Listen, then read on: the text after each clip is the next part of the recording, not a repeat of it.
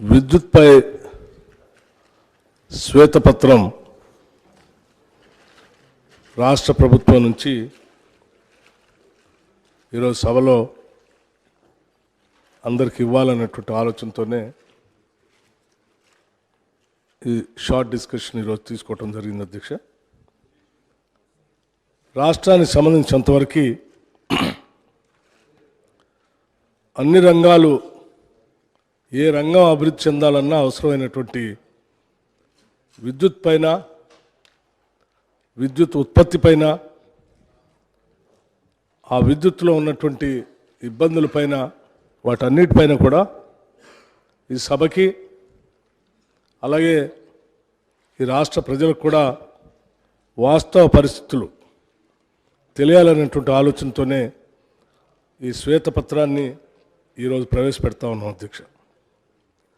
రాష్ట్ర ఆర్థిక పురోగతిలో, రాష్ట్ర అభివృద్ధిలో విద్యుత్ రంగం కీలక పాత్ర పోషిస్తుంది అధ్యక్ష.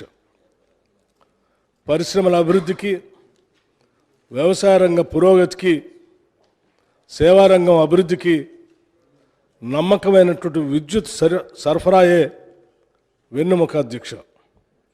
వైద్య రంగంలోని అత్యవసర సేవలకైనా, రవాణా మరియు సమాచార రంగాల మనుగడకైనా నాణ్యమైన విద్యుత్ సరఫరా చాలా ముఖ్యం అధ్యక్ష. రాష్ట్రంలోని ప్రజల నాణ్యమైన జీవన శైలిని సూచించేది కూడా విద్యుత్ అధ్యక్ష. మొత్తంగా చూస్తే ఆర్థిక పరంగా, నిర్వహణ పరంగా విద్యుత్ రంగం పరిపుష్టంగా ఉండటం రాష్ట్ర మనుగడకి చాలా అవసరం అధ్యక్ష.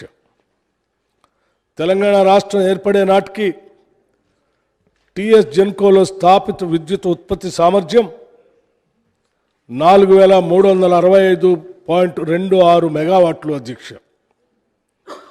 రాష్ట్రం ఏర్పాటు కన్నా చాలా ముందుగానే ఆనాటి నాయకులు ముందు చూపుతో తెలంగాణలో 2960 మెగావాట్ల విద్యుత్ ఉత్పత్తి కేంద్రాలకు అవసరమైన ప్రణాళికలు, పనులు అప్పటి నాయకత్వం ఆలోచన చేసి ఏర్పాటు చేసి ప్రారంభించింది కూడా అధ్యక్ష. రాష్ట్రం ఏర్పడిన తర్వాత ఉత్పత్తి ప్రారంభించిన ఈ కొత్త విద్యుత్ ఉత్పత్తి కేంద్రాలే తర్వాత కాలంలో తెలంగాణలో నాణ్యమైన విద్యుత్తును అందించడంలో కీలక పాత్ర పోషించాయి.